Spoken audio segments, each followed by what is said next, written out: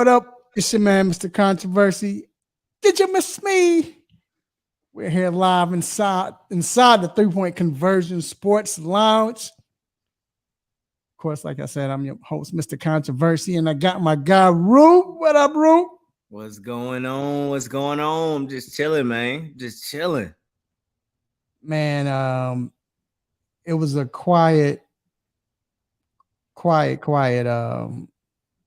week. It seemed like, but it was a lot that went on, man. Like the beginning of last week or the end of last week, and then some sleepers going on right now, man. It's a lot of stuff going on, man. The NBA playoffs are Yeah. surprising coaching changes. It's a lot, Mhm. bro. Yeah, as a baseball fan, I got that going on while, you got the draft just ended. So it's a lot. Yeah, like you said, in the thick of the playoff. So a lot of 3-2 series, Yeah, it's 3-1 series. That ain't over. We'll get into. yeah. First off, how's your week been, bro? Oh, it's been good, man. It's been good. It's going by fast.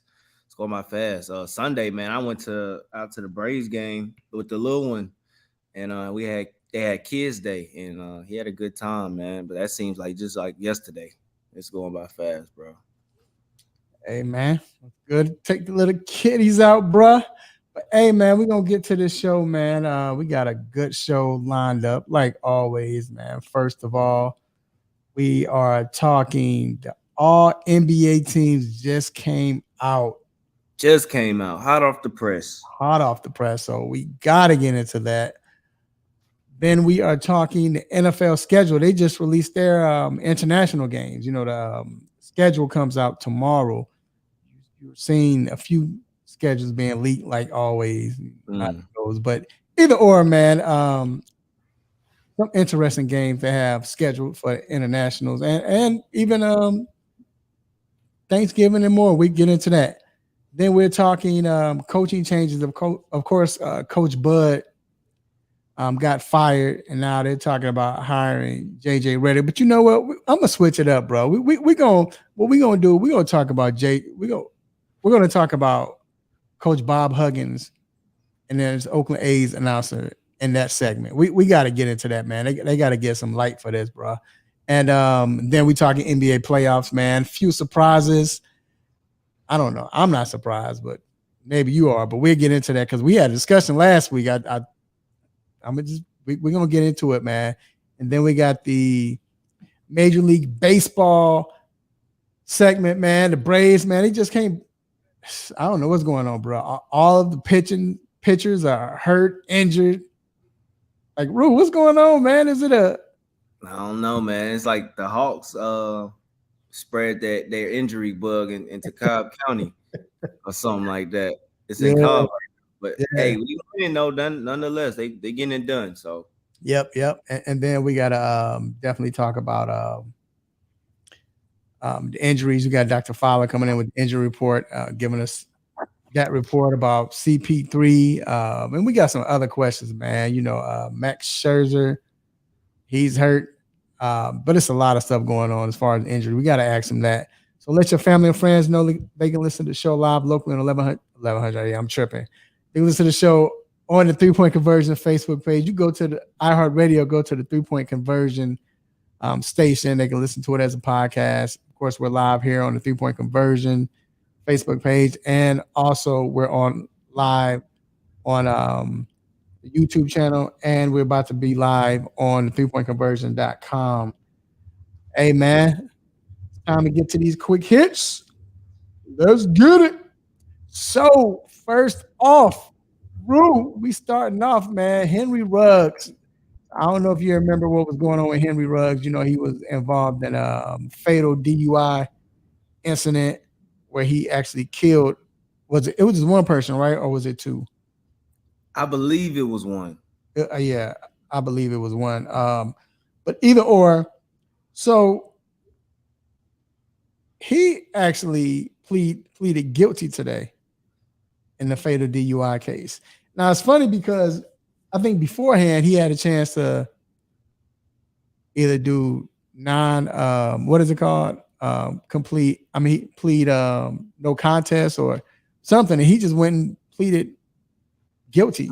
You know, and again, he did it today. So he's remorseful. He feels bad. Hey, Ruda, it's a shame, man. It's a shame because we seen an incident like this, but not necessarily where it was fatal. We saw Dante Starworth kill a man. He was a pedestrian walking, and he killed the man that was walking across the street. And Dante, I think he was DUI, and he only served, I think, 6 months. He got 6 months of probation. I don't even know if he went to jail. Was he DUI though, Dante? Yeah, it was like a little bit over. Yeah. Okay. Because only reason why he got he was because he was DUI, because I think the pedestrian was kind of in the wrong as well. So, but still, in different states have different laws. So I think Dante, I want to say he was in Nashville. Yeah, he was in Nashville, and you got Las Vegas. So different states have come with different penalties. That's just what it is. Sad situation though. Two people really lives snatched. I mean, this guy was 20 years old. Top pick in the draft. Just gotta, it's a sad situation for all parties. Yeah. And I know Ruggs is going through it, man. He feels bad. So just pray for both families that's involved. Moving on, Dennis Rodman's son, DJ Rodman, announced on social media that he is transferring from Washington State to USC to play with Bronny and the USC Trojans. We'll just say USC Trojans. We're not going to give Bronny all that credit. But what's interesting about this? The fact that he averaged like 9.8 points per game, 5.8 rebounds per game, but he started 30 out of 31 games, right, when he was at Washington State. But the funny thing about this, Rue, is the fact that Rodman been talking about LeBron, or LeBron can't do this. Pippen would lock him up. LeBron is not good, and all of this stuff. Now their sons are playing with each other, so they got to run into each other. Oh, yeah, Bronny. I mean, Bron gonna be at Bronny's game, so at some Bron is. So it depends because they playing. You gotta remember they are. Oh yeah, junction with the NBA season. So it depends, but still, that's gonna be interesting. Yeah, it is, and like that whole team is gonna be interesting. The top pick. The top player in college. I mean, this year plays on that team. Like name forgets, but he with Bronny, and then you got Dennis Rodman's son. So USC is gonna be something to see, man. Then on the women's side, I know we talked about the women's game. They got the number one recruit in the women's game, USC women's. Yeah. So, like I said, it's gonna be very interesting. I just want to see, man. I just wonder how the interaction is going to go. The thing is, LeBron is a stand-up guy. We know that. He's no jerk. At least we've never seen him like that, right? Even in locker rooms and all, he's never been a jerk. Always stand-up guy. So just wonder how Rodman's going to react. Wouldn't it be funny if they become like best friends? That'd be crazy, bro. Chris Paul ain't having that. Moving. Isaiah Collier is his name. Okay. Yeah. That's right. Moving on, father of UGA player Devin Willock files a $40 million lawsuit against University of Georgia for the death of his son, in that accident. And he also named Jalen Carter, LaCroix's estate, and get this, Toppers International Show Bar Strip Club in Athens, Georgia.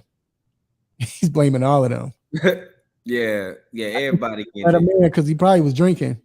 Right, and I mean, you had to kind of notice it was coming the way. I'm not gonna say tell the truth, saying the devil. The story with Jalen Carter got hid. It got hid from the media.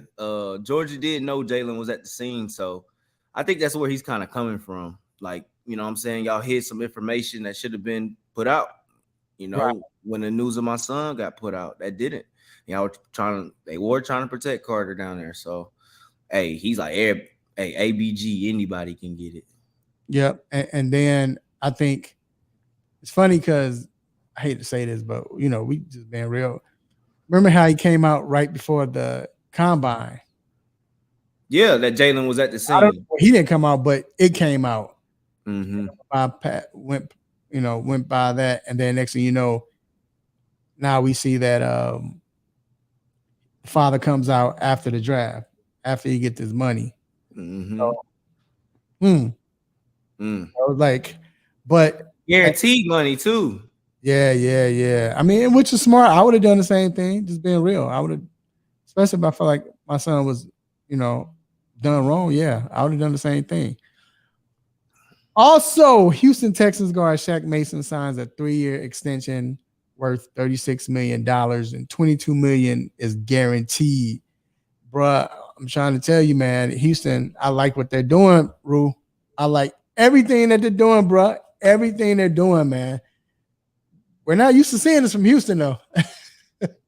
I don't know what's going on, bro, because they made some dumb decisions, said some stupid stuff. Yeah, traded some players in entering their prime for nothing in return. I'll never forget when they traded Bill O'Brien traded D Hop for David. What was his name? David Williams? No, David, I can't think of it. Yeah, the running back. It was on his last leg, literally. David. Yeah, help us out, chat. I can't think of his name. Yeah, you're right, though. They're aggressive. They're being aggressive. We saw it in the draft. They had one of the absolutely best drafts I've seen from a team. Like, they were just being aggressive to get, to me, the best. I said it on the show. CJ Stroud would have picked number one. And then to get arguably the best defender at the same time, being aggressive. Something we haven't seen from Houston, but hey, it's a good time, though. It's a good time. That division, hey, I mean, I know Jacksonville surprised everybody last year, but that division, what the Colts, Tennessee, y'all got quarterback issues. So yeah, right. And then last but not least, JJ Redick. He was interviewed for the Toronto Raptors job, head coaching job. Now, this is my thing, Rue. I'm not gonna lie. I'm trying to think. I know it's been some coaches that just jump right into coaching, head coaching, but it's only been a few. I mean, unless they were like former players of that franchise. I know JJ Redick talks good sense. He got the podcast. But bro, you think they were reaching with this? I don't know. I wouldn't call it a reach. Maybe I think they're doing their due diligence by interviewing him. Because JJ comes across as a smart dude. It's like, and then he's a player, so he knows the game. But it was a team that done this before with, I'm talking about Brooklyn Nets, when they went out and stretched their hand to get Steve Nash, who that we saw how that worked. That didn't work at all. So I think they're following that blueprint, but I think they're doing their due diligence by talking to JJ. But it didn't work out with Steve. Right. So I'm saying this could all, they got something to say, hey, this didn't work. That didn't work. Maybe a former player isn't the best option all the time. The fact that it's not a former player, I understand that, but you get a former player with no experience, no history, right? This guy has no coaching experience at all. So that's all I'm saying. Mm-hmm. That's all I'm saying. All right, y'all. What I say, Sam Cassell somewhere throwing a fit, having a fit. Yeah, but I hope Sam get that Milwaukee. Yeah, that's what I want him to get, man. But all right, y'all, we're gonna take a quick break, man, and we will be back to talk. All NBA teams might be some shockers for you all. We'll be right back. Hey, yo, check 1, 2, Flavor in the building, and you know who you listening to? The 3-point conversion. Flavor Flav in the building.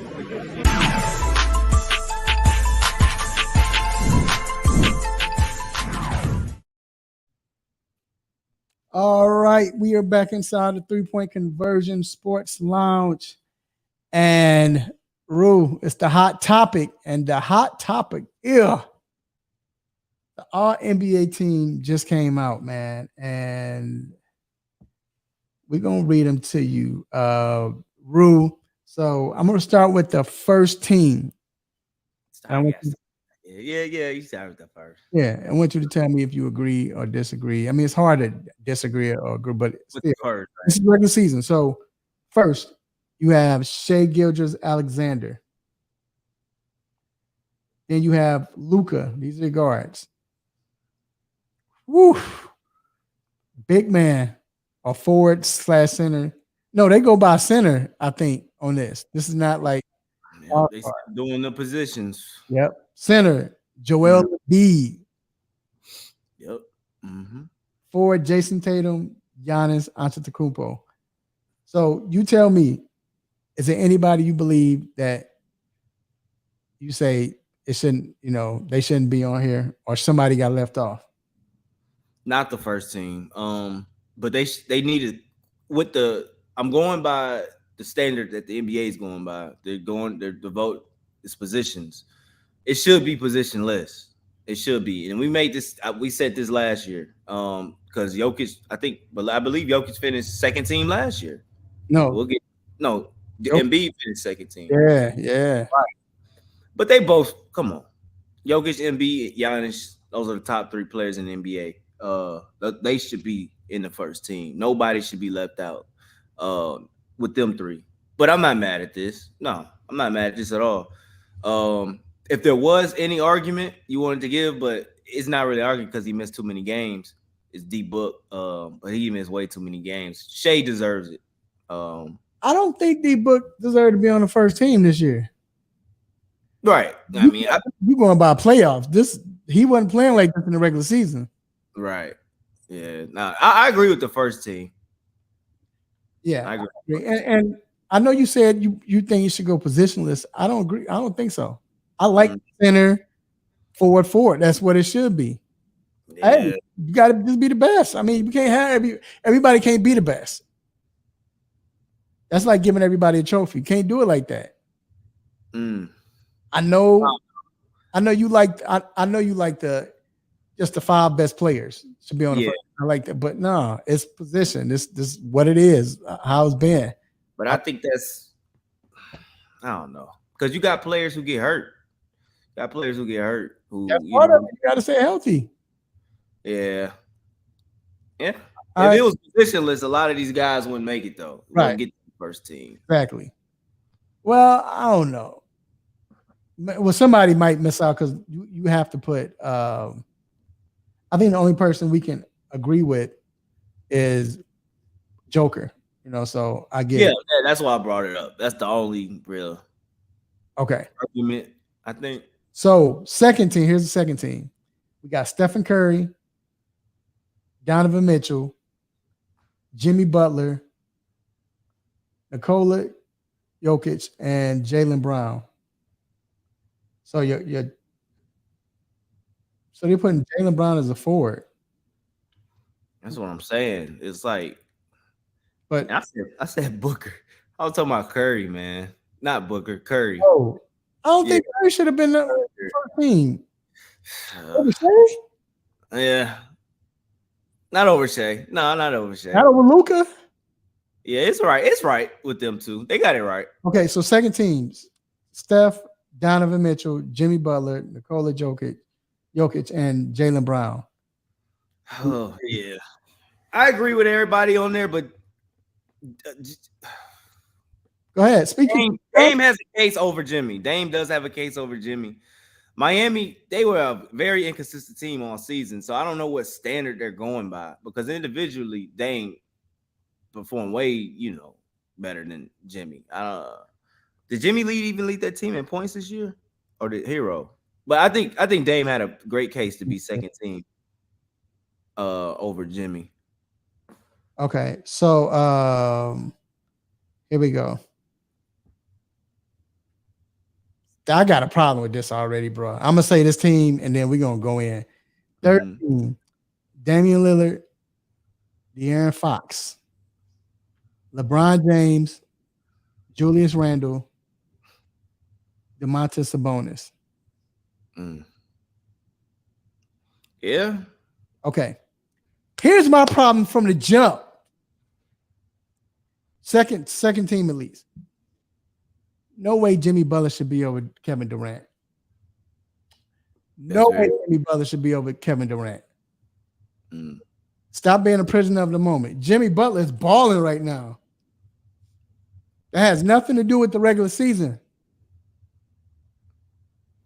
No way Kevin Durant shouldn't be on here and Jimmy Butler is, or you take Jaylen Brown, either or. You think of the next forward,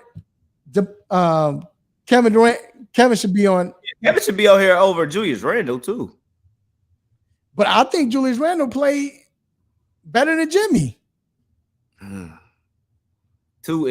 They both kind of. Julius was inconsistent at times this year, but I think Brunson was a huge help. My biggest problem is really Dame being third team because this guy had average career highs in almost every stat. But I don't even know why he's on here, man. Dame, my dude, but he missed too many games. Man, this dude averaged 32. Like we know what he did. 70. How many games he played? Let me see, because I'll have to look it up. Because it looked like he missed. 32 points per game, 7.3 assists, 46 from the field. All right, so I'm about to look at. So Dame, this year Dame played. He only played 58 games out of 82. Yeah, but Luka, I see a stat right now. Luka only played 8 more games than Dame. Okay. Curry played 2 less games than Dame. Mitchell played 8 more games than Dame. I mean, it's more games, but I see what you're saying. Right, 8 more games. It's so if you go by that, and Curry only played 2 less. Yeah, Curry played 2 less games than Dame. Then Dame need to be on second team. Yeah, but the only reason why you might not put Dame on second team because Dame's team didn't win. They didn't even make the play-in. So. Right, because you got the only player on here that team didn't make. If that's not the case, if you're not going by that, then Trae Young should be on here. 27 and what? 26 and 10? 26 and 9? 20. I think it's 27 and 10. Yeah. So he should be on here. I'm tired of arguing for Trae, man. Nobody ever listen. Okay. They don't appreciate it. So let me put in Julius Randle. So Julius Randle, this is what he averaged. This year, he averaged 25, 10, and 4. That's pretty solid. And they finished 4th in the Eastern Conference. Jimmy Butler, 22.9, 5.9, 5.3 assists, 5.9 rebounds, 5.3 assists. No way he should be over Julius Randle. Come on, bro. This is a prisoner of the moment. And Jimmy is my dude. Jimmy, my second favorite player in the NBA. No way he should be over Julius. It's another. I want to call it a snub. Because Lauri Markkanen had a great season, 25 and 8. The only reason why I'm not gonna put him in because they didn't win. Right. Yeah. They didn't even get in the play-in. Kevin Durant. Okay, see, Kevin, I think. How many games did he miss? I think this is why. I feel like he only played 40-some games. No. Yeah, he only played 47. Yep, that's why. Yeah. So I get it then. If that's the case, I get it. Yeah. And then that's why you have season. Right. And name we haven't said AD. I mean, same thing with him. Too many games. But that's what I'm saying, because he missed too many games. So why? So I just think that if that's the case, I get Kevin Durant not making it. I get AD not making it. I don't understand how Randle is over Julius. I mean, Randle is behind Jimmy Butler. Miami finished 7th. Knicks finished 4th. Yeah, you could say this because of he did it though. I think it's a real big prisoner in the moment thing. Because I don't know what anybody saw it in Miami this year. Miami struggled all year. I don't even know if they won 2 games in a row. They don't want. I saw they got a playoff record of 7-2. I don't think they won 2 games in a row this season. They were very inconsistent all year. And Hero, to me, was the main scorer on that team all year. I think you hit it. It's a prisoner of the moment thing. It is. I would have game over him. It's got to be. It is. It is. So, all right. Before you wrap up, first team you okay with, right? You said you like Steph over Shea. No. I like the 5. I like the 5. Well, deserves it. He won MVP. It's just up there. Yeah, with Curry, I think he had to do a lot without Wiggins. You know, even to get them to 6, they struggled, man. And I just think Curry stepped it up late. You know, but Shea was balling all year. You know, I ain't mad.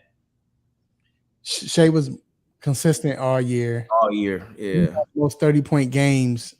Oh, yeah, I will say it. He was in 30s almost every single night. He was very consistent. Shot a better percentage than Steph. Mm-hmm. Better defensively. So, yeah, I mean, I get the first. But second team, like I said, I don't get it. You got to put – you have to put Julius Randle over Butler. Stats are better. Team-wise, they were better. I don't get it. it.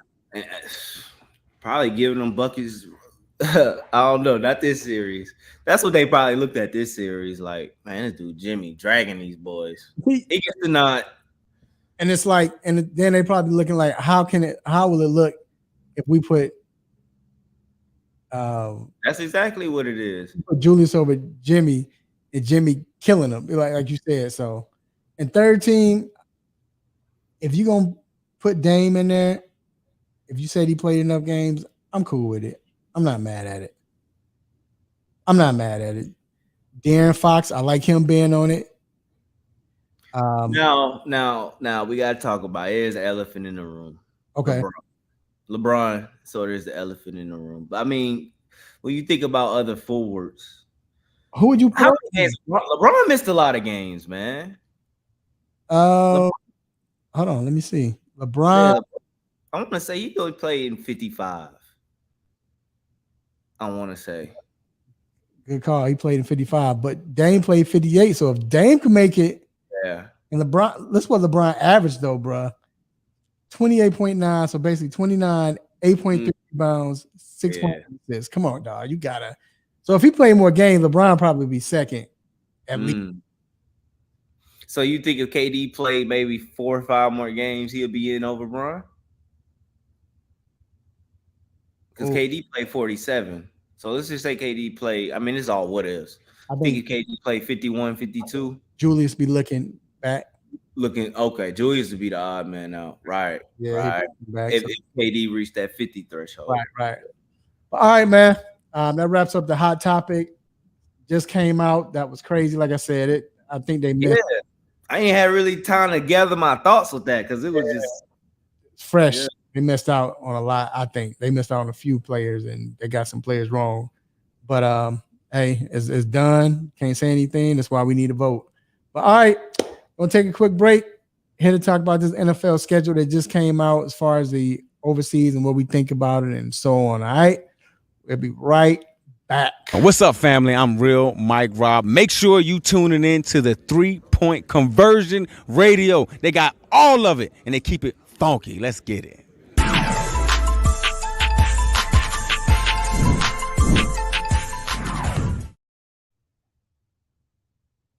All right, Rue. So let's get to this NFL, man. So they released the 5 international games this coming up year. And for the games is going to be, let's see. Okay, here we go. So week 4, you have your Atlanta Falcons going up against Jacksonville Jaguars in London. Week 5, you got Jacksonville staying. They're going to stay there for the second 2 weeks in a row, and they're going to play the Buffalo Bills, this time in Tottenham. Week 6, Baltimore Ravens versus Tennessee Titans in Tottenham as well.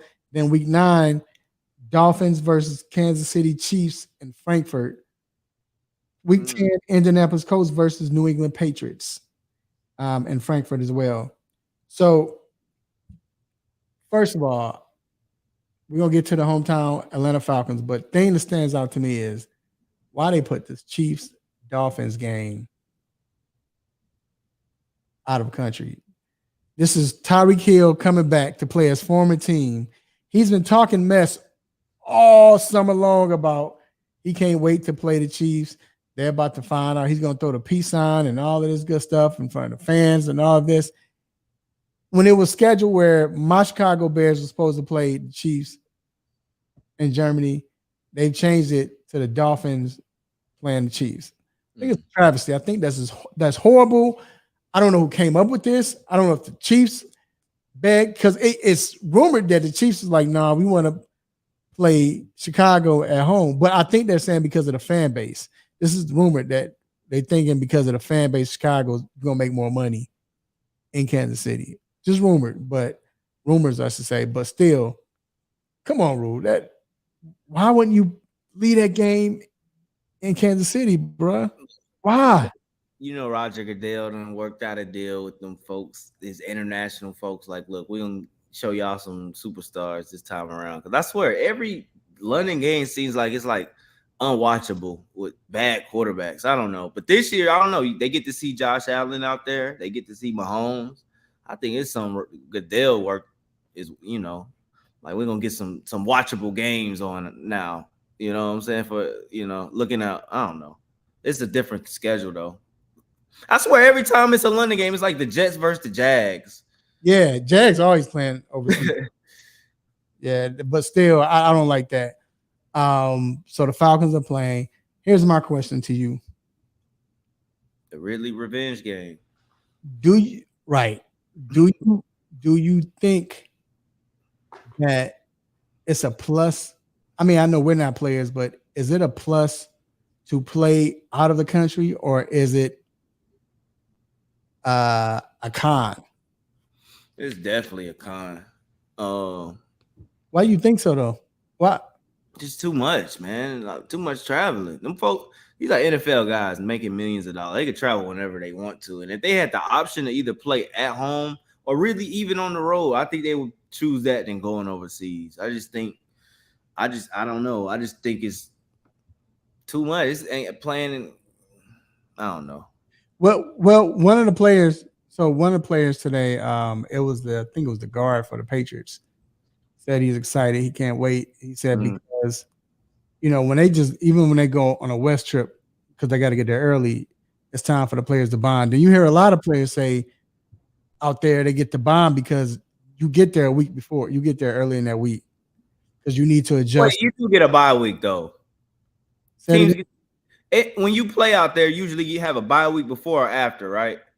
No, not necessarily, because no, that's not true. Like, so the Jags bye week could probably be week 6. Maybe afterwards. Yeah, I was saying either before or after. I think you get a bye. But what I'm saying though is like, because they get there, you got to get there like, so you would get there maybe that Monday, because you got to adjust to the time and everything, right? Yeah. Then you have Tuesday, Wednesday, all week to go sightseeing. And most of the time, coaches want that. I mean, because you're there, you want to bond. That's how teams get closer. So I think it's a plus in that. But the point is, if that's a home game for me, why do I got to let go of a home game where there's no real advantage playing overseas, where you got fans? You always gonna see I don't care if the Chiefs playing the Raiders, you're gonna see Bears jerseys out there, Packers, Cowboys. It's always like that. So you don't have a particular team that everybody's rooting for, which means you don't have an advantage if you're at home. So I think the con goes to the home team. I think if you're a away team, you're like, we cool, you know, we don't mind, whatever. We're away, you know what I'm saying? We got to play away anyway. But the other team's away too, so yeah. So right. I understand they're trying to make money, but I don't know. I just don't like that. Then also they're adding a Black Friday afternoon game. This is going to be different. I think the game is at 3:00 in the They're Eastern gonna be time. competing with college. You know, Black Friday is usually rivalry day. Well, not necessarily. I mean, you got some games. West Virginia and Virginia. I just trying to get you Iowa State. You watching that? And this year is Philadelphia Eagles and the Giants. Didn't the Iron Bowl used to be on the Black Friday though? I feel like it did. Alabama and Auburn. Always used to be the day after. Saturday. Always Saturday. Always Saturday afternoon. So I like it, bro, because first of all, I'm not going shopping. I'm not that dude to be going shopping, you know, whatever. Even if I wasn't watching football, I'm not going not grocery shopping, but Christmas shopping, anything like that. Mm-hmm. You catching no deals? Nah. But then too, what about this, bro? You have, because Thanksgiving Day, yeah, you want to say, yeah, you know, it's Turkey Day, you get to watch football, but normally we're probably watching the first game, Detroit, whoever they playing, because at 3:00, everybody and their mama at the house, people talking, families talking. You can't concentrate unless, you know, you at a house where all the men downstairs watching the game, but yet still kids running around. You just can't watch football like you want to. You can't get comfortable because you at somebody else's home. You know what I'm saying? You can't. I mean, sorry, listening, whatever. Can't scratch your nuts. You know what I'm saying? You can't do what you want to do. But day after Thanksgiving, you still got leftovers. Still want to watch. You still get to watch the game. Now you in your drawers or whatever you're doing, whatever your vice is. Watching NFL football, and it should be a meaningful game with both teams making the playoffs last year. So, divisional game, I like it. I like it. You don't like it, huh? No, I'm with it. I'm cool with it. More NFL on any day, man. Give me NFL any day. I'll be cool with it. I like it. I think it makes sense, man. No, Brandon is not like that. Brandon says it sounds miserable. No, it ain't miserable. It's just you can't watch football. That's what I'm saying. You having fun. You family trying to play football still though. I'll be watching football. I'll be on my phone or something watching it. I mean, you watching it, but what I'm saying is you can't. You can't really sit and watch football. You know what I'm saying? It's not the same where you in tune to the game because Muggs walking past. Like I said, children. What Granny over there saying? Grandma talking and you laughing at somebody. You know, somebody got in a fight. It's a spades tournament for the night game. But you know, it's just a lot, bro, where you just can't really focus. I'm the type of person I like to focus watching football. That's right. That's you don't all. even answer the phone. No, yeah, I don't answer the phone. Anyway, man, that wraps up the football. What to say about that? Nah, it's just too good. That's what it is, man. But all right, man, we're gonna take a quick break. And bro, we gotta talk about these. We just got something to talk about, man. This is gonna be very interesting, y'all. I want y'all to see this. So we'll be right back. What up, y'all? You know who it is, your boy Kiss. Right now you checking out the 3-point conversion.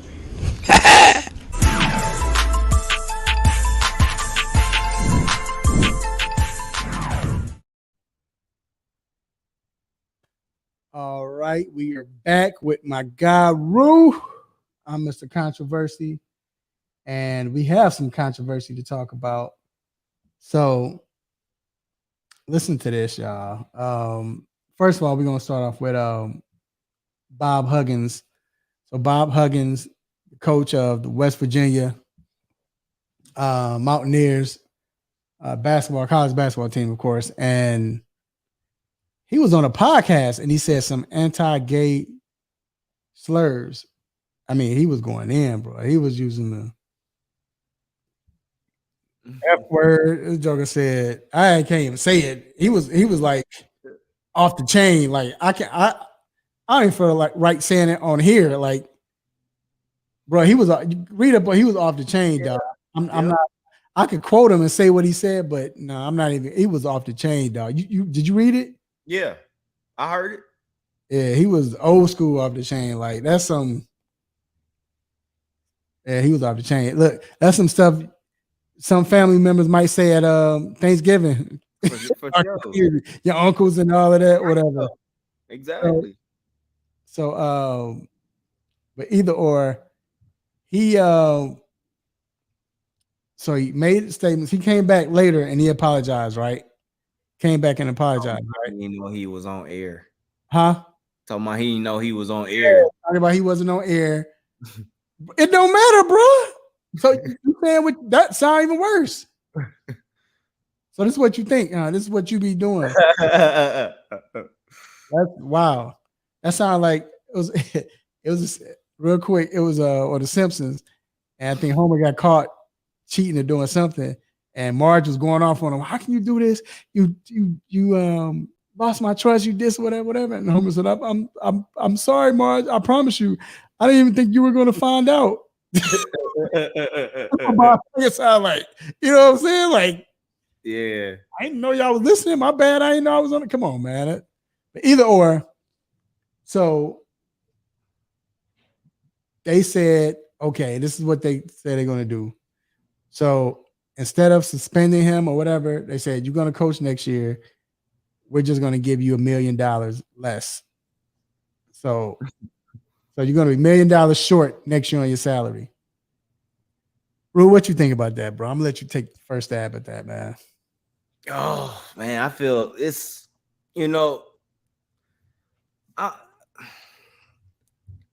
I ain't that mad at it, the punishment. I feel like I'm not overreacting to it. And I don't know if I'm underreacting to it, if that makes sense.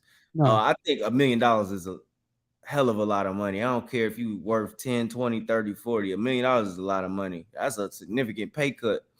But at the same time, you got to look at what he said, and he got to be smarter than that, especially in these times. That's not gonna fly. Like you said, I think you gave a perfect analogy when you said family members, because we all got that family member who says that. We've all heard these words before. I don't know if I ain't gonna say we all have used them. I ain't gonna put everybody in it like that. But we've all heard these words before. Maybe 10, 15 years ago, 25, 20 years ago, it wasn't as harmful. You could say these things. It wasn't as Howard Stern said this every night. They didn't look at it as harmful. It wasn't demoralizing to the nation back then. You know what I'm saying? Howard Stern would say freedom of speech. Howard Stern would say this stuff every night. But now you got to know the times we in. He has to be smarter than that. And I ain't like the fact it felt like the guys who was doing that interview. It's like, I don't know. I ain't gonna say they set him up because you a grown ass man. You know what I'm saying? But it's almost like they was feeding into it. I don't know if you would have done that if we've had Bob Huggins on here. You probably would have been like, damn, dude, like looked at me or something. Yeah, I'd have had to cut him off, play it off. Yeah, like you would have looked out. Like them dudes was like egging them on, like so. But I think it's the right punishment though, because isn't it 10 games too? I thought it was a pay cut. Okay, all right. I didn't see that, but either or. This is the thing, Rue. Mm-hmm. I don't know. I'm not saying they're wrong or right, because 3 game suspension. 3 game suspension. That's a hefty $1 million fine. Golly, for 3 games. Yeah. I'm just saying that we've seen people like Kevin Hart lose his job, lose an opportunity to do the Emmys, to host the Emmys, because he made a joke 5 years ago. And Rue, the joke had nothing. I mean, the joke, he was talking about his son. He don't like his son can't be this. Which I still don't understand. How can you get mad at a man because he don't agree with what you believe in? Just like you don't agree with what I believe in. Or, you know what I'm saying? I don't get that part. To me, I think too sensitive. I don't like that. You can't force people to feel a certain way, or people gonna feel it the way they feel. As long as they're not being derogatory, long as they're not calling you certain names. Right. Bob Huggins, he was off the chain. And as long as they're not coming at a certain sexual Yeah. group or religious, he came at all of them. No, he was off the chain. So is it worth losing a job? Or is it, I mean, of course, we know West Virginia was like, forget that. We got to keep our coach. But that's a big fine, though. I'm just saying, I don't know. I wouldn't be surprised though if he lost his job. If they were to fire him, I wouldn't. Right. Well, if he start hearing if like the culture, what is the LBGTQ? I can't. Because he has to do some sensitivity classes too. Yeah. If they come out and they start heckling, then he might. But that's a legend. It's hard to fire a legend. I don't know how they would do that. That'd be hard. But if they do it, kudos to them. If that's the way they feel. Now, I don't like if they fire him because then they coming at him. Then they feel like, oh, we can't take this pressure. So I don't like that stuff. Make up your mind. You made it. That's it. But yeah, you can't double down on a punishment once it's already put. So Oakland A's, and I should have played it, man. I didn't get a chance to download it. But the Oakland A's announcer, Glenn Cooper, Kuiper. I hope I'm saying it correctly. I don't know. Maybe he don't even deserve to have his name said correctly. But he used, this is my show, he used the word nigger. I don't like the N-word. No, he didn't say the N-word. He used the word nigger. That's what he said. Well, it sounded like he said it. It sounded like he said it. You heard it? I don't know if you heard it. It sounded like he said it. But yeah.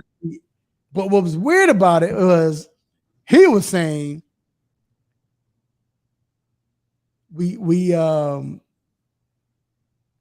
was saying, yeah, man, we had a chance. They were in Kansas City. We had a chance to visit the he's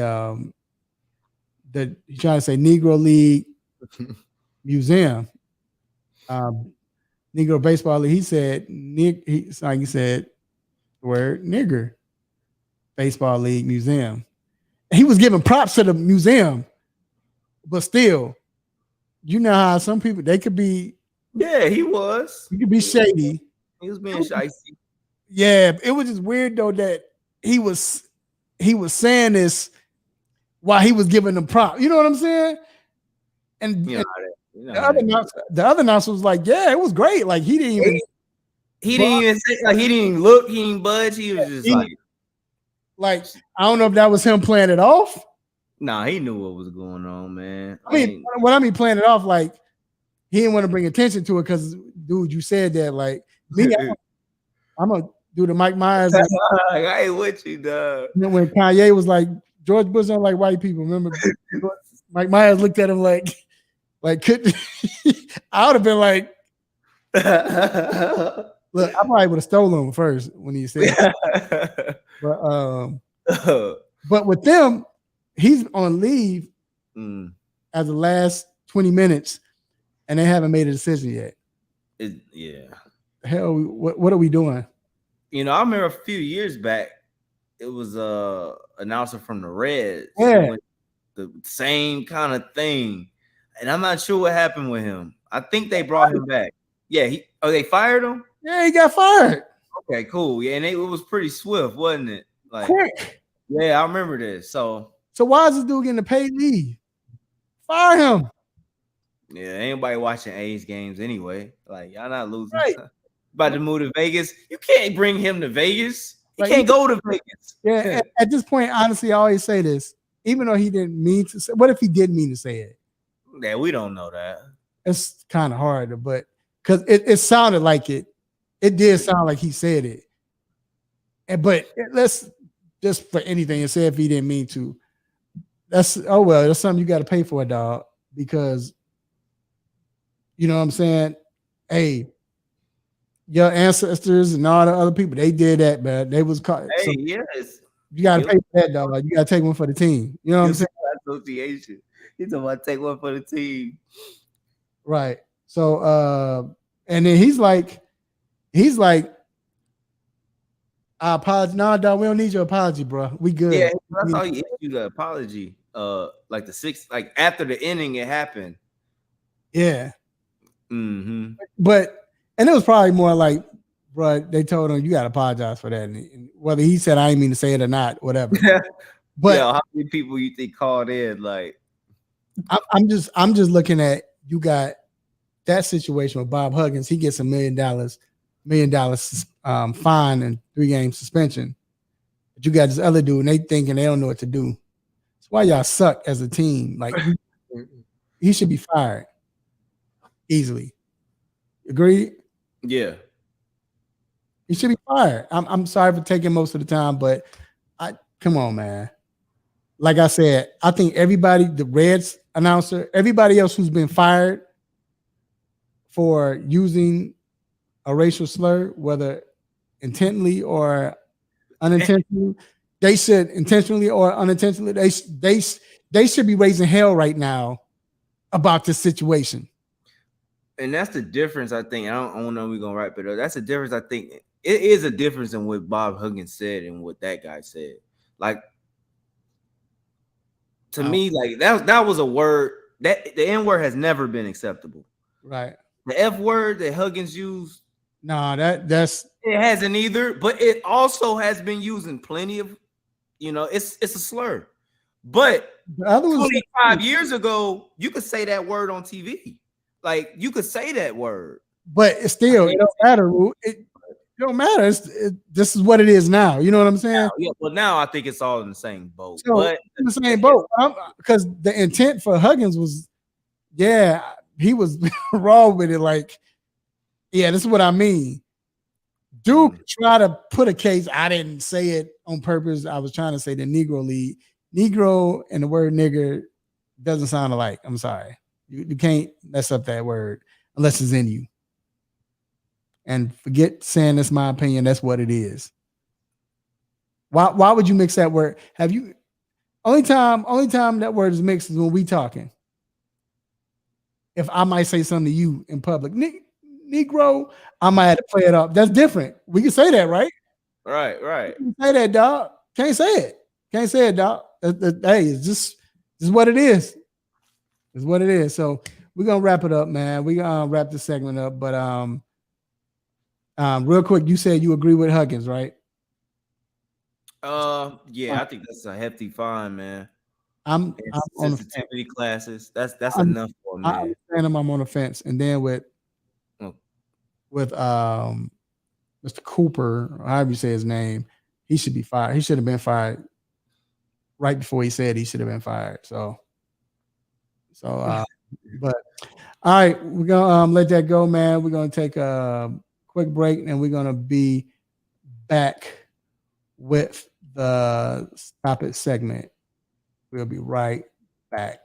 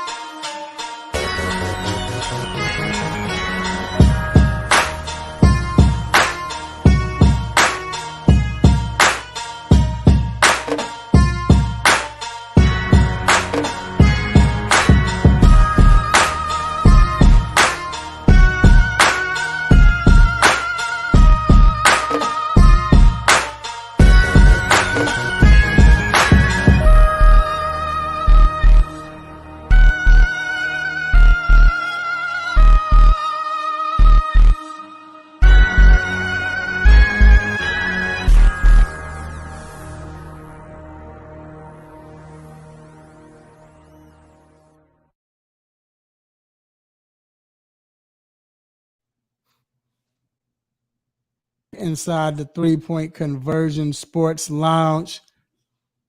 All right. It is time for the most infamous, the most famous Stop It segment time to get it. So I'm gonna go first, Rue. My stop it goes to RG3. I need to find this what he said, but I got in context. So kind of want to say word for word. But anyway, RG3 tweeted out, and sometimes I'll be rocking with RG3 with what he be saying. You know what I'm saying? Yeah, cool. Yeah, he be on it. But this is what he said about Lonnie Walker's performance last week. He said Lonnie Walker, the fourth, remember he scored 15 points in the fourth quarter, right? Brought Lakers back and they ended up winning. Said Lonnie Walker, the fourth performance in the fourth quarter was out of this world. The last Lakers player to score 15 or more points off the bench in the fourth quarter of a playoff game was Kobe Bryant 26 years ago in 1997. Lonnie is 24 years old. We know it was you, Bean. We miss you. Come on, dog. Don't take that man's shine like that, bro. Stop it.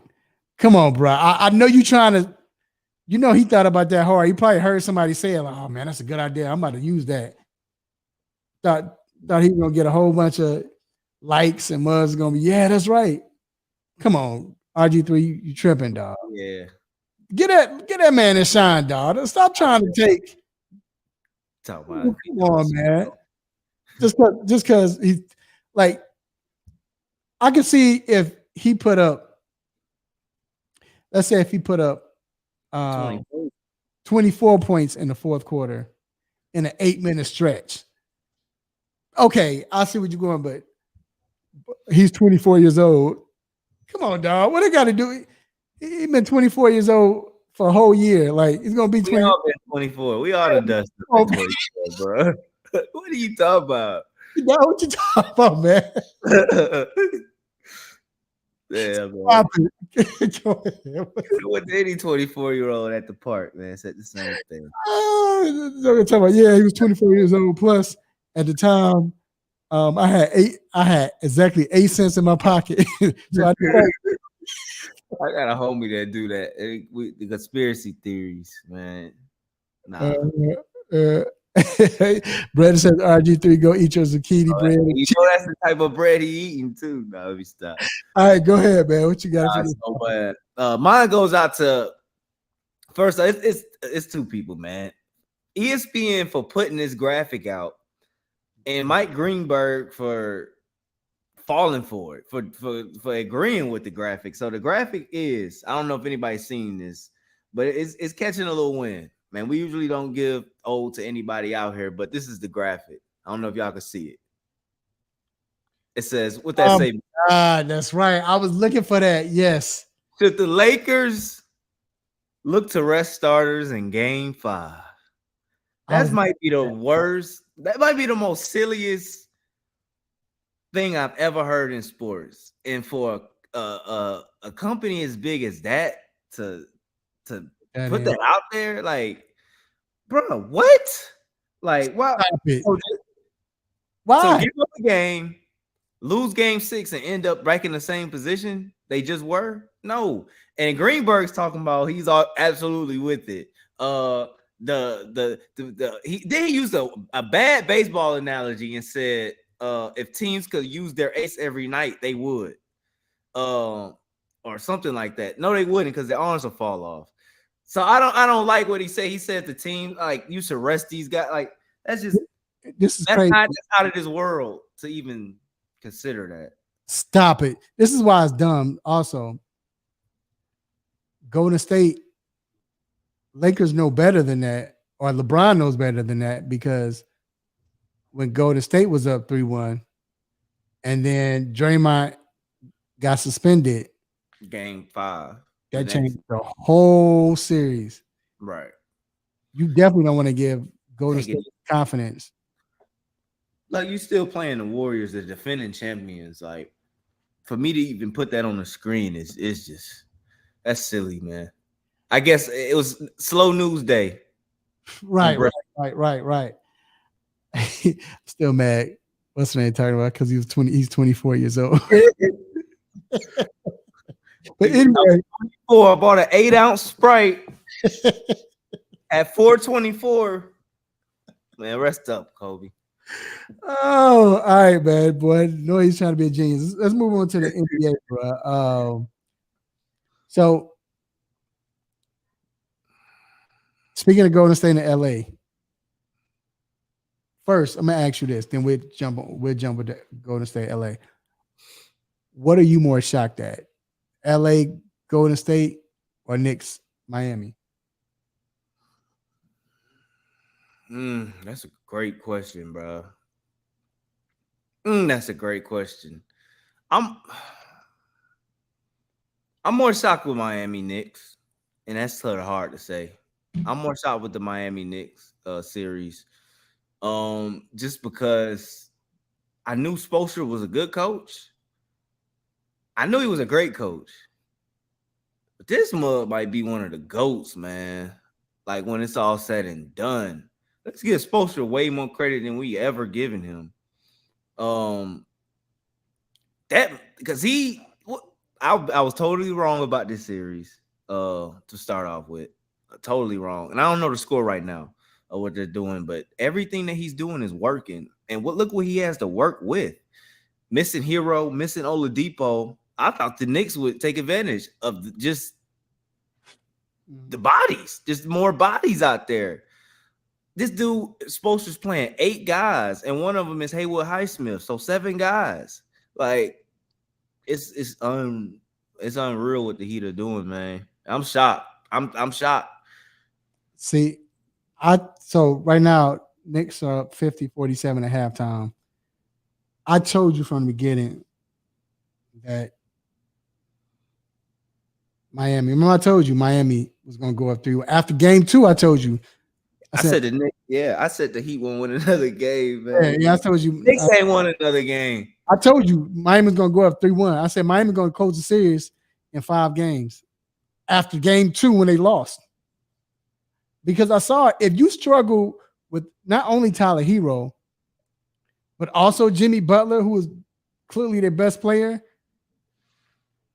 and Miami had the lead the entire game, and you get the lead as the Knicks did in the fourth quarter. And then at home, and you struggle to lose. You barely, struggle to win. You barely win. Come on, Rue. Like that right there was all telling Knicks about to, and that showed how great of a coach Spoelstra was in that game right there. And I knew then it's a wrap.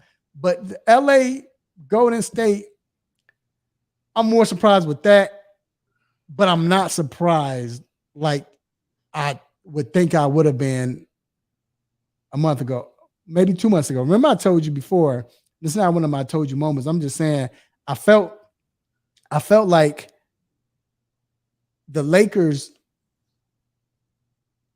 all they needed, because you saw AD start playing like a monster second half of the season. It was just like if he could just get healthy. Once he gets healthy with LeBron and then the pieces they added, like Hachimura, I like him. He's a good piece. We know Schroeder, I call him, he ain't scared. That's my nickname for him. You know, he ain't scared. He always ready for the big moment. You get D'Angelo Russell, who can shoot the outside jumper, make some plays for you. You got a defensive player and what's his name? Vanderbilt. He can play defense. AD playing out of mind defensively. And then with the combination of Golden State can't win at home, can win away. So, and the way they play, what they've been playing, which I give them credit again, the fact that Ab says Russell's playing like Dookie Squares. But you forced to guard him. Think about it. For the most part, besides Draymond, you put your other best defensive player. They've been putting him on D'Angelo Russell. They learned that after game 1, though. Yeah, and they've been putting on D. Russell. So now LeBron don't have nobody crazy guarding him, and your other players. But here's the key, though.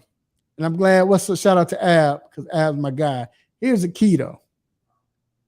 The fact that with the way the Lakers playing, and I give Lakers credit because, like I said, everybody tries to match the Golden State Warriors 3 for 3, right? We're gonna shoot 3-pointers because that's what they do.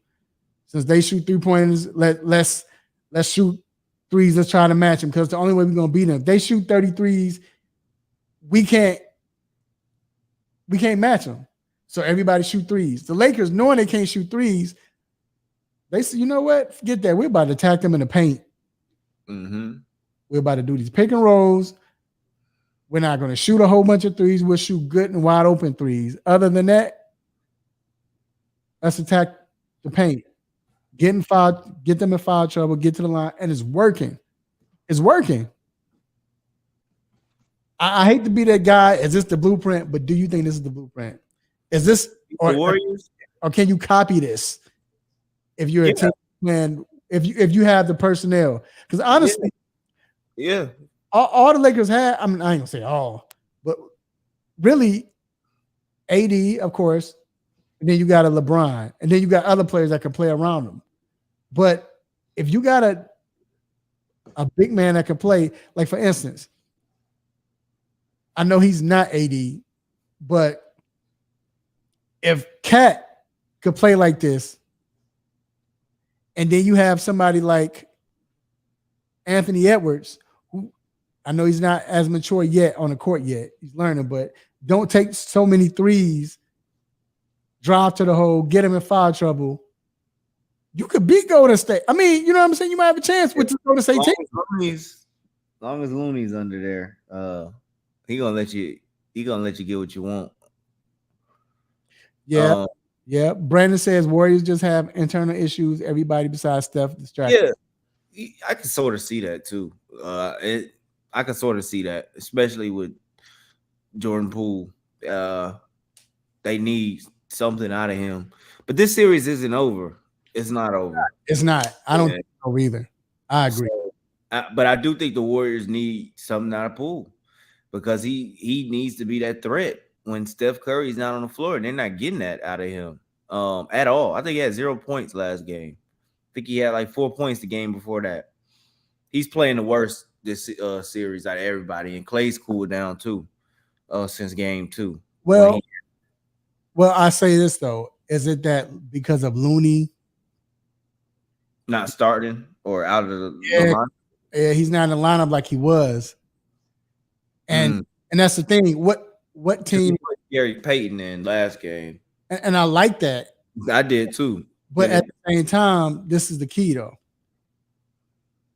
Everybody. Yeah, Brandon. Wiggins, I like the way Brandon says. Wiggins is doing his thing. It's Poole. The guy that ain't not getting nothing out of him. Yeah, he's almost unplayable this series though. If you watch it, like let me read what he said. Brandon says Wiggins and Poole played lights out last playoff. Right, they did. But here's the thing. Wiggins is playing nice now. He's making them timely threes. He's playing solid. Wiggins not an issue. Poole's it's Poole, but how many times have you seen a team make Golden State adapt or not adapt, but dictate, to what they're doing? Not a lot. You're right. Yeah, you don't see other teams dictating the way Golden State plays. That don't happen. Man, they made that happen with AD. It's almost like Kerr's playing off, what Darvin Ham is presenting to him. And it's not working. They don't have the firepower to play like that. They're undermatched. So I think it's working. Especially when that second unit of the Lakers comes in. So let's move it to the East, the Philadelphia 76ers and Boston Celtics. You're not surprised by that? I was surprised by the game last night. Not surprised how tight the series is, though. But for Philly to win 2 games in Boston. Yeah. Oh, no. Yeah. The first game was everybody was shocking. The game last night was very surprising because that's not a Doc Rivers game. He just wins. I promise you it's not. That's a game he usually loses. So that was shocking to see. It was shocking. But listen what you said though, and this is what I don't like. I've been taking taking up for him for the longest. Everybody wants to blame Doc Rivers. It's not Doc Rivers. You can't blame Doc Rivers. I mean, if your player Doc Rivers' coach team usually loses that game. Okay. But especially all them Clippers teams, they usually lose that game. But Doc has had the worst luck when it comes to players getting hurt, not banned. I mean, it's just, I don't know. I just don't like the fact that if like Doc is not getting the glory for that win, but if he would have lost, he would have got all the blame for that loss. No, I don't think he would have got blame. Yes, he would have. You just said no. I just said that's usually not a game that Doc Rivers is going to win. I don't think he would have got the blame for the loss though. I don't think he's ever the first person to get the kind of sort of. Harden's in that too though. Harden's always people ready to jump on him when something doesn't go right. But no, I was surprised, bro. Sort of surprised at Maxey too because he's leveled up. We knew it, but he's leveled up and he's helped that team out. He's really the X factor, to me. He's everything to buy it. But I really think it's Harden. Harden is the X factor. I think Harden is the reason why you can say okay, because I believe it was Harden last year because how he played. I'm not saying in the past where Houston is Harden or whatever, because I'm not saying that, whatever. But I'm saying it's Harden last year because he didn't play well. Mm-hmm. This year he scores 41 points. This year he scores, 40-something in the first game, and then he plays horrible second game, right? Yeah, they got on him. Third game he played. Second and third game he played bad. Yeah. Then fourth game he scores 45, right. He win a shot. Last night he plays well. Right. And those 10 assists was huge. If you have Harden and Embiid playing great, playing well together, that's a hard team to beat. Then you got Maxey or Tobias. Tobias is the one that's been quiet, but either or, you good. Ab says Doc Rivers get blamed for the Clippers never winning, and the Clippers have never won. And then what better than come from a Lakers fan to say that? But that's funny though. Hey, can't argue with that. So, do you think it's over? Do you think Philly gets them in game 6? I'm sorry. I don't think it's over. Boston's gonna be mad, man. Boston's gonna be upset, and it's a chance Boston wins game 6. It is a chance. It all depends on how I think Philly's gonna come out. Oh, it's not. It's not over. Real quick, Knicks are up 13 against Miami. And can I say something real quick about that series? That's going to 7. What, Miami Knicks? If they win tonight, that's going to 7. And I think they will win tonight. Because I know they're going back to Miami, but I don't know, man. You trying to save face? No. Where they at tonight? They in Miami tonight? They're in New York. Oh, they in New York. So next game will be Miami. Yeah. They hadn't played well all series long. It's probably the best game they played. That's not going. Out of 5 games, they have one good game. Now you saying it's going 7? Stop it. All right. What about the Phoenix Denver series? Hey, Phoenix can't win on the road. So it's over. It's over. They ain't show me nothing on the road. I'm not gonna say it's over yet, because here's the thing. I know Ab talks about Chris Paul.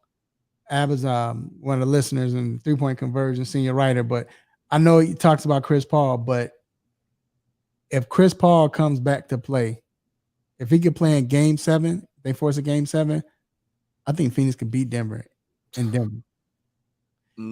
Game 2. It'll be a good thing or a bad thing, though, because Paul he wouldn't have played since game 2. But still, 7. But the thing what they need with Chris Paul is not the fact that Chris Paul will come in and score 25 points, get you 13 assists. Not right now the way they're playing, but what happened is when they do get behind or the team's starting to look like they're losing focus, best point guard to have to gain that focus is Chris Paul. They need that veteran with those players now. Like I still say, this is the best team Chris Paul has ever played on. Think about New Orleans days. I don't know, man. Them Clippers teams was good, bro. 2014 Clippers team was pretty They good. were good. Okay, let me rephrase that. 13. What I mean by that is they were good, but I was saying the playoffs because somebody's always getting hurt. Blake was always hurt, and it was Blake. I can't remember when Blake was healthy in the playoff series. I can't remember. I remember Blake in a playoff series. It's been a while. And the Houston team, he got hurt. You know what I'm saying? And that's his downfall. He got hurt. But that's why I say if he can come back, because Houston should have beat Golden State. What was that? 2000 and what? 17? Yeah. 17, 18. Yep. They was up on them. What? 3-2. Yeah, 3-2. And they were up in the game. Like 18 in the game. Right. And even in the fourth quarter, they were up. Yeah. I remember that game. He got hurt. And then he couldn't play in game 7. And, everybody, see, Harden can't do it. And who was Harden supposed to play with? But that's all I'm saying. I just think that if he's there, I think he's going to help them out. Because in game that growing issue. Yeah, that right. We'll talk to Doc later in a few minutes about that. But think about it. That game where he got injured. Yeah. Some numbers. In game 2, Phoenix was up 8. Yeah, it was like 64. Matter of fact, in the first game, Phoenix was up in the first half. Then Denver just got caught hot. Just got hot and caught fire. But game 2, Phoenix was up and controlling that game. But when they lost Chris Paul, it was hard to get that mojo. You know what I'm saying? Because now, all right, we got to go off script. And that kind of hurt Phoenix. I get it.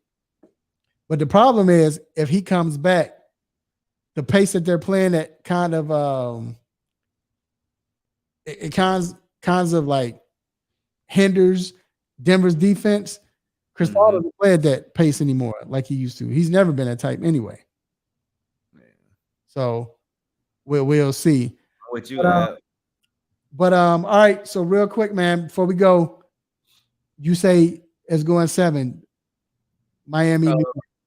Yeah. But still, 7. Knicks win. Knicks in 7. Trying to save face, dog. It's okay to change, bro. Just change. Knicks in 7. Bugging. First, Miami's not winning a game this series. They go up 3-1. Now, Knicks in 7. Okay. All right. So I got Miami winning. If they don't come back to win this game, you gotta win it. Miami game 6. Nah, they up by 18 right now. It's over, bro. It's Knicks in 7. I got Miami winning in Miami. All right. LA, Golden State. Dubs in 7. If they go 7, so they will play today is when they play Thursday. Gotta win tonight. And I think tonight's gonna be a blowout. I think we might see one of those 20-point dub wins tonight. They play tonight. I'm sorry. Okay. I have. You got Lakers in 6. I got Golden State in 7, man. Yeah, I see it. Thank you. Right with me, baby. Hey, all they gotta do is one game at a time. Then Phoenix. You think it's a wrap? I think Phoenix.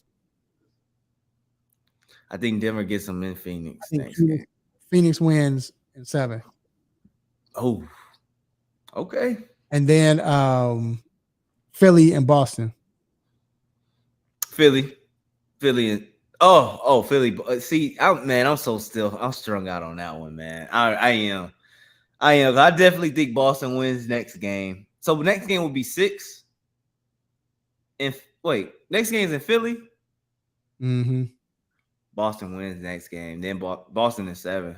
Ooh, I think Philly gonna beat them in 6. But I wouldn't be surprised. I'm not gonna lie. I'm picking Golden State because this is hard to see them lose a champion, but I'm not surprised. I said it before, man. I think LA could get to the conference finals. I thought they could. I mean, just it's the right matchup. So series should be over tonight. It should be. And Walker. No, I'm saying it took Lonnie Walker to do that. We got to bring our group. We got to bring our next guest. But honestly, Rue, Ab, Brandon, and the world, I'm rooting for the Lakers. I'm letting y'all know I'm rooting for the Lakers. But I just, ever since Golden State won 73 games, get Golden State. They try to up through the Chicago Bulls, so I'm whatever. But all right, man, we're going to take a quick break, bro, and we're going to be back to find out if Chris Paul could come back and play. We'll be right back.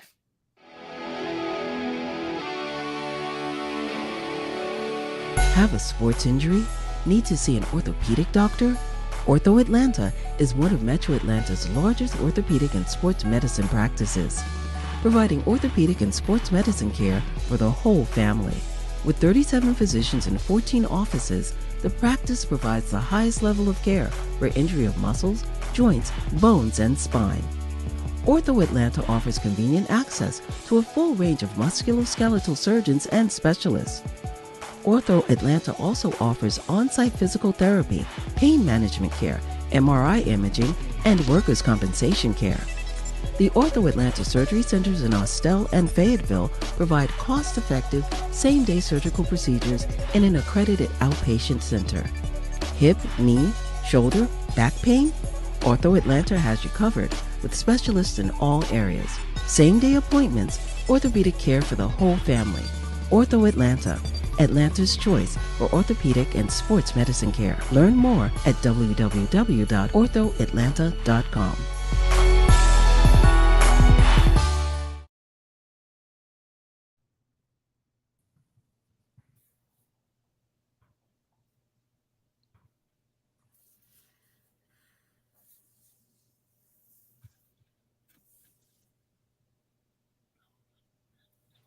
Play him one more time because we got to bring in the guy we're talking about. My guy, Mr. Donnie, or Dr. Donnie Fowler III, orthopedic for Ortho Atlantic, our cousin. How are you doing today, Donnie? Doing well. Drinking some apple juice. Drink the champions. I don't know what I'm allowed to do on air, so I'll just leave that over there. So, hey, man, no, you good. Breakdown, we're good. But no, Doc. First of all, we were just talking about CP3, and I believe if he comes back, I think he can help them win. Just to have that veteran leadership, but especially from a point guard. But I definitely want to ask you: do you think he has a chance of coming back in Game 6 or Game 7? Well, let's talk Game 6 first. Is there a chance that he can come back and play? And do you think he will? So yeah, I hate, I guess, to be spoiler alert because I know you guys have been on the air, but it looks like in the last hour we have several outlets reporting he's already officially ruled out for Game 6. So saw that on multiple sites and news sources. So I think it's legit. Because when I was checking on it a couple hours ago, it was saying, hey, he was working out before the game.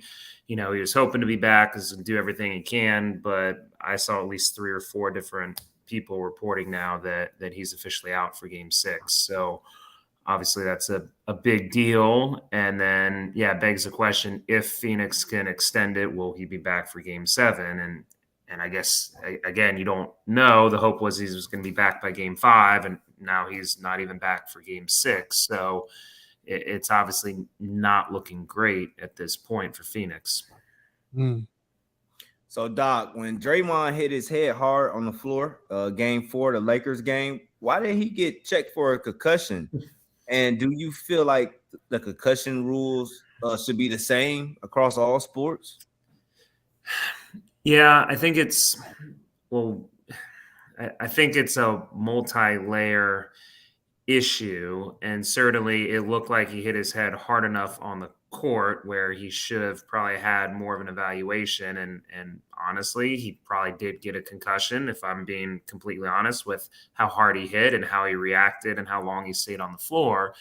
But yes, as you alluded to, the rules are different outside of the NFL. The NFL, because of the amount of head injuries, were pretty much forced to hire an independent neurologist, which even then has led to some issues, which we saw with Tua, unfortunately, early on. But the other sports do not have that independent neurology automatic kind of eval as soon as there's any kind of head trauma or injury. So I certainly think that it should be applied to some degree in other sports. Is it, I guess, cost effective to be able to do it like every sport out there? Probably not, but I think you probably need to have it in things like hockey and maybe you do it in the bigger, probably not baseball just because it's pretty rare. But if someone gets hit in the head with a fastball, usually they're not coming back. But maybe you have somebody at least on call for the NBA or other things too, so that when things like that happen, someone unbiased, not the trainers or the team doctors who have an ulterior motive, are reviewing it and hopefully doing the best thing for the player in the situation. Quick question to piggyback off that. Do you think it's safe to play? So with Draymond getting a concussion, because you're not necessarily going to keep, I guess, dealing with the physical aspect of hitting your head on another person's helmet, or you have that possibility of hitting your head again. It's real slim.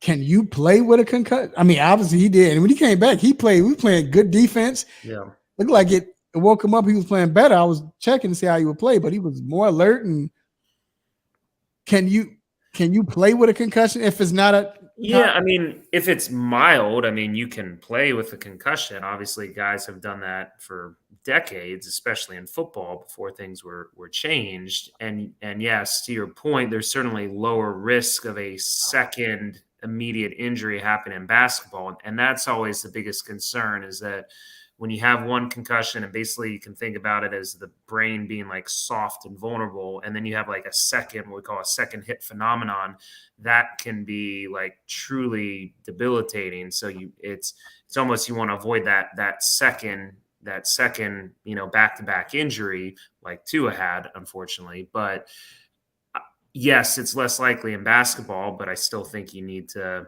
again, keep an eye out for the player and their long-term health. All right. And Max Scherzer is on the IL with a neck injury. He hurt his neck. I don't know if it was the last game, I believe. But how concerning is this for a pitcher? Yeah, I mean, in a way, it's better than a shoulder or an elbow or something that you're worried is going to impact maybe a little bit more long term or possibly knock you out for the season. Usually, neck spasms are not, something that's more definitive or long term. But Scherzer individually has dealt with neck injuries and spasms in the past. He had it actually back when he was with the Nationals in the World Series, and he was a last-minute scratch in Game 5.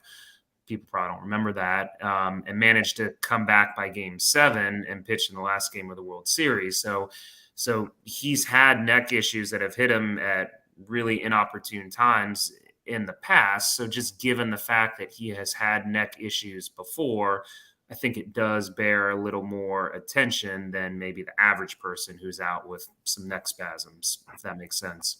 So basically you're saying, like, for a pitcher, because like you said, his shoulder is anything on the shoulder, that's the worst thing. So can you see managers, if he breaks his leg, like, oh, good, he broke his leg. Oh, that was close. I thought he hurt his shoulder.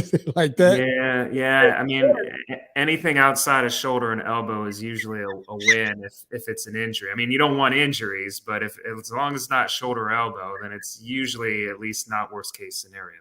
So, This couldn't happen to a greater group of guys in New York. That's all I gotta say. Rule, isn't that messed up to say that if he got in a car accident and the manager's like, oh my God, what happened? I broke his ankle. Oh, woo!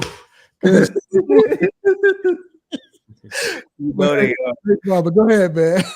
Well, in all seriousness, I mean, there are still other bad freak injuries, like God, I'm suddenly blanking, but our pitcher Soroka on the Braves, if we want to get local, who's still fighting back from his Achilles, multiple surgeries now. So there are other bad things too, but in general, shoulder and elbow is what you want to avoid for a pitcher.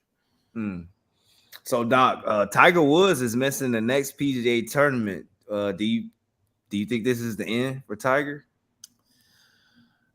I don't think it's the end. I think it's the end of the season. I think a lot of what he was going through and people just saying, oh, plantar fasciitis and like these quote unquote milder things, there was definitely this whole thing more serious given the impact of, his devastating injury and fractures. There was a lot more going on and they were kind of keeping it surface level. So to me, I guess the hope is, even though he had this now bigger procedure where they basically fused the bottom part of his ankle, the heel bone to the undersurface of the ankle, if that actually gets rid of a lot of the pain and inflammation that he's having when he's walking, it actually can improve his overall function and comfort and mobility, because they didn't fuse his actual ankle joint, and he's still got plenty of other smaller joints in the foot. So you don't necessarily lose a whole lot of mobility. So if it helps get rid of the pain and he's actually walking better,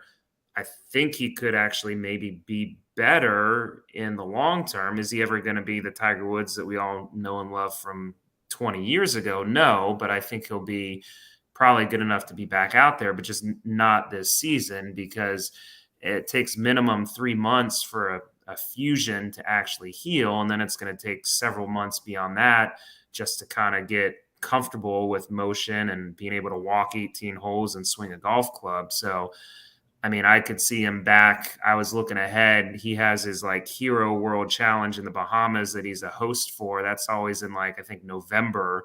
I could potentially see him back for that, which would be 6-7 months from his surgery. But the rest of the major PGA season, the majors, the FedEx playoffs, I think that's all out the window at this point for this season.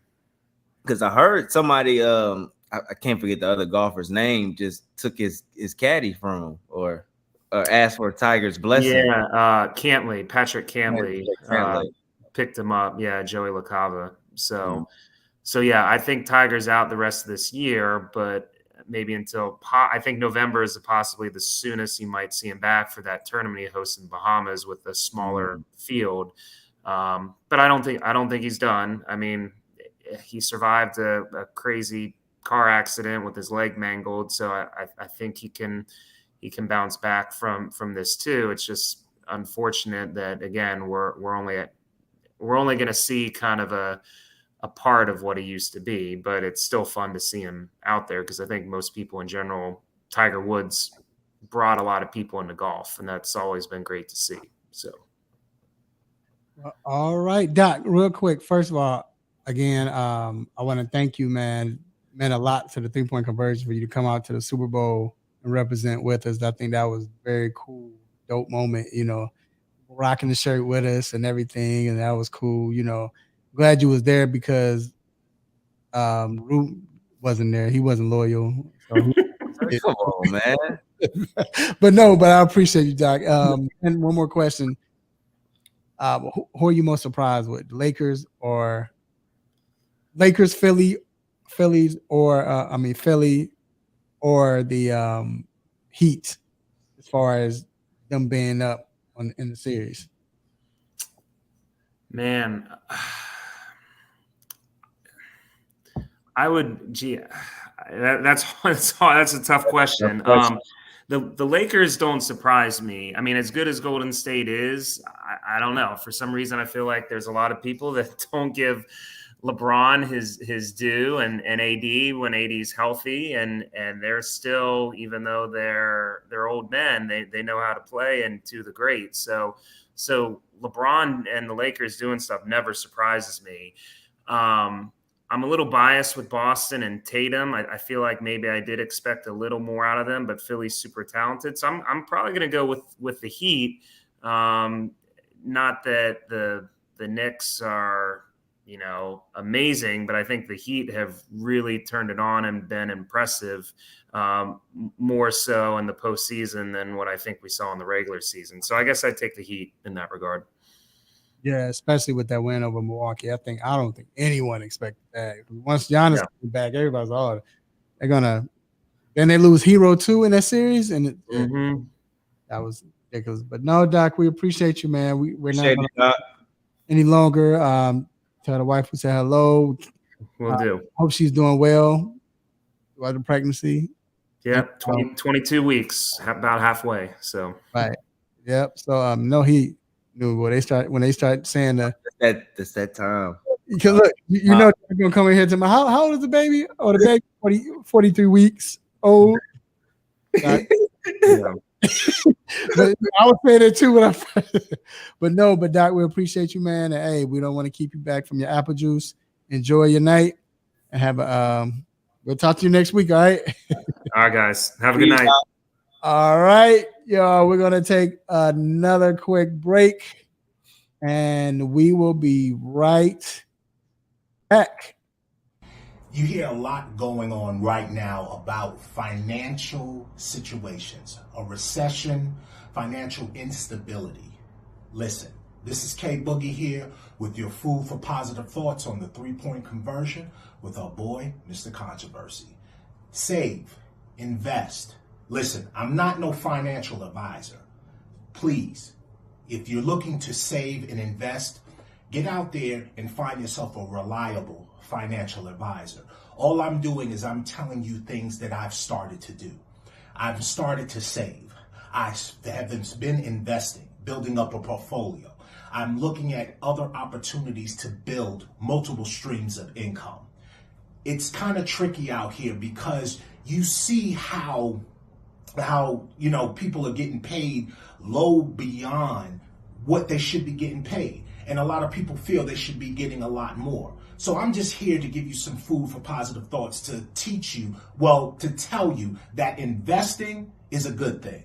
Saving is a good thing. Learning how to work with your money and build multiple streams of income is a good thing. Don't be afraid of it. Don't be afraid of investing. Don't be afraid of saving. Listen, there's risks that come with investing. That's why you need to get someone who's experienced in financial advice. However, don't be afraid to take that chance, because see, I used to be afraid to take that chance, but I decided to step out there, and I'm learning that stepping out there and taking risks, hey, you may make some mistakes and you may fall at some times, but you'll always get back up, and in the end, you'll win. If you don't remember anything, remember, in the end, you'll win. Remember, you're equipped. Have a great one. I'll see you next week. Peace. All right, we are back inside 3-point conversion sports lounge. Got my guy Rue. I'm your guy, Mr. Controversy, and yo, it is time to get to the MLB. All right, man. So Rue, we're gonna just jump into it, man. We're gonna go to standings and we're gonna see what's going on with Major League Baseball. So first off, I'm gonna have to go through my phone because my computer is tripping right now. But all right, so let me see. Miami. So Miami fought their way back. They're down by 10. Rule just to let you know. They're down by 10 in the fourth quarter. Started the fourth quarter. So we're gonna see what happened. All right. So for the standings in baseball, so we're gonna start with the American League. We have the Rays still on top of the division, American League East. They're 29-8. Rule. They are in the last 10. They 7-3, so they maintaining. The Orioles though are right behind them. They're 5.5 games back, and then you have the Blue Jays and Red Sox are 21-16, 8 games back, and the Yankees 21-17. So like we said, good division. everybody still believes it's a good division. They, Best division in it. best division in baseball for sure. So the American League Central, they oh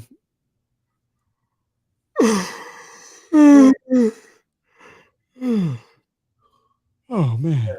So the American League Central, the Minnesota Twins are 19-17 right now. Sleepy season. And the Tigers are 2 games back, and they're 17-19. That just lets you know. Guardians are 17-20, and Hey, you representing for the Central though with the Royals hat.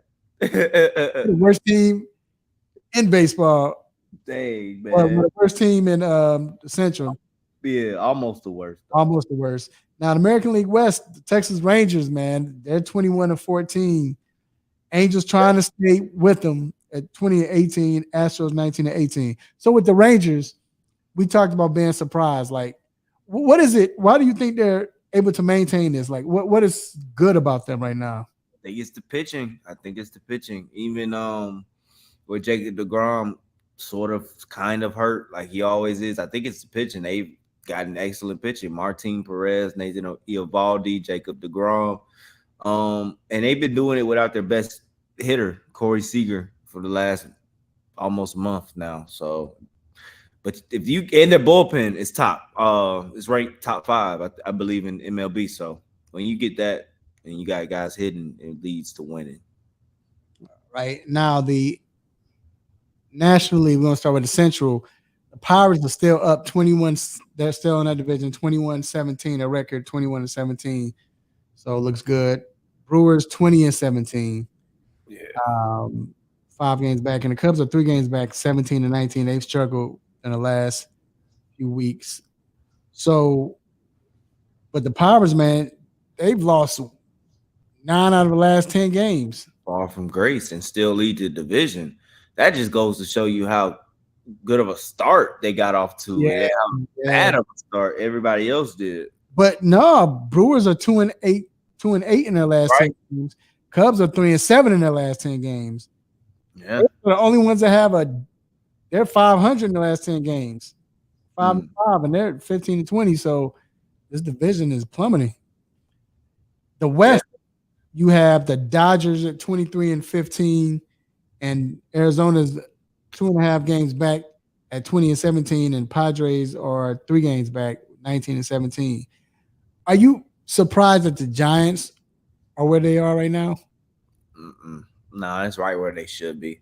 A couple years ago, it was all a facade. Them winning almost 110 games. That was all a facade, in my opinion, because they don't even have the same manager that they did that with. They're not as talented as the Dodgers. They're not as talented as the Padres. And Arizona's on the come up. A bunch of young guys and good young pitchers. Never was a believer in the Giants. And they can't even hit in their own ballpark. When you can't do that, you can't win. So Right. No, I agree. Okay, and then we got the National League East. We have the Braves on top of that division, 25-11, a comfortable lead. The next team behind them is the Marlins. They're 19-19, 7 games back, and Philly 7.5 games back. Cruising. And Mets 8 games back. Yeah, everybody's so control. Now we saw this last year. Who was on top? It was the Mets on top. Yeah, last 2 years. Last 2 years, yep. So, and Braves are doing this with injuries, man. But what type of statement did you think they made during this past weekend?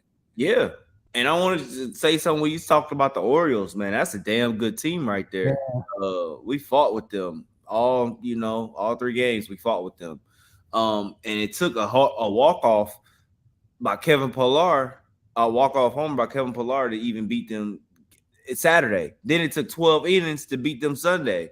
It's a good team, the Orioles are. But I think it showed the MLB world, the Braves are here. The Braves are the best team in the NL, and we're no joke. You can bring us the hottest teams, and we'll put them out.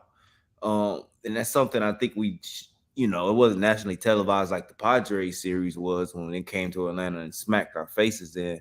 But I think it showed a lot of people that, you know, the Braves are still top dogs. And it's crazy when you think back, the Braves, they've only had 2 championships since. Man, don't remind me, bro. But no, I was going to say, I'm not bringing it up for that. Not the But last 30 years, right? besides All those pennants, and all those.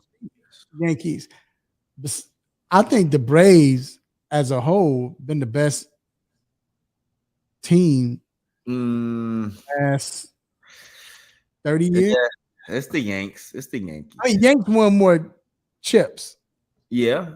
consistently. The Braves only had like 2 bad seasons. Well, from 2012. Well, no, you're right. You're right, Mr. Controversy. Remember, they were from about to me, it was like 2013 to 2017. It was real bad.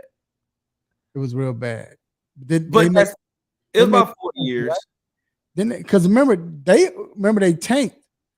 They said, well, not tanked. They had a fire sale because you don't have it. It was like, we're gonna when they got rid of Hayward, when they got rid of they got rid of everyone, and then that next year, remember they bought out because that was Acuna's rookie year, Ozzy's rookie year. Yep. So Yankees probably been worse more than 4 years. Chips though, they got that. Yeah. Besides the Yanks, but I'm saying the most consistent has been the Braves. Oh, for sure. All those pennants, bro. And it looks like they're on this new run again. I think this team might win more chips than the last one. Should have, would have, could have. But 2020 was the year I won back when we blew the 3-1 lead to the Dodgers. Yep. We would have beat them Rays. Yep. But all right, man. See, you almost not. I was gonna say the big day. Don't sound like that. But anyway, the guy from Oakland. See, that's what I did. I didn't mean to say it. But anyway, hey man, I don't have nothing that's on my mind right now. I'm ready to get to this game. That's on my mind. Yeah, man. You know, just see what happens with this. Give you a last stat. We're gonna get to it. Let's see. And don't lie to me talking about the Knicks are down 5. I told you. They're down 7. Miami's down 7 right now. All right. Now. Minutes left. So Knicks in 7. Okay, we're gonna see. But all right, man. Well, hey, appreciate you, man. Appreciate everyone listening and watching. Hey, first off, man, I want to give shout out to the Almighty God for giving me this opportunity to do what I do, say what I say, make you upset, mad, happy, want to give me the stop it button. God, I definitely appreciate this opportunity. Also, like to thank Dr. Fowler for coming on. I guess appreciate you, Doc. Like always, my guy Rue, always being there with me, dog. Appreciate you, bruh. Any words you want to say? Oh man, y'all enjoy y'all night, man. Y'all be safe out there. You know what I'm saying? You got watch some sports and tune in every Wednesday, man, 7:30 to 3-point conversion. Yes, sir. Also, we want to thank everyone who listened live, watched us live, everyone who's listening to the podcast. We appreciate you. This will definitely go up. You know. Follow me, man. Guru Knows Radio. Yeah, let him know. Yeah. Guru Knows Radio on all social media. Yeah. Also, I want to thank my lovely children. Beautiful mother. I want to thank my aunties, uncles, brothers, sisters, cousins, nieces, nephew. Well, I shout out to them, I should say. I want to shout out to my brothers, sisters, aunties, uncles, nieces, nephews, cousins, grandparents, play cousins, because I ain't gonna thank them because them jokers ain't probably not even watching now. But either or, I appreciate them anyway. Shout them out. Hey, love on family. Let family know that you love them. Love them while they still feel it. Love them while they still alive. Eat good, drink responsibly, you haven't eaten already, eat good. If not, ate already, chill. I haven't. I haven't either. So chill. Watch some sports, watch these games. Hey man, till then next week, same time, same show, same crazy host, same sports nonsense. Will you miss me? I'm out. Peace.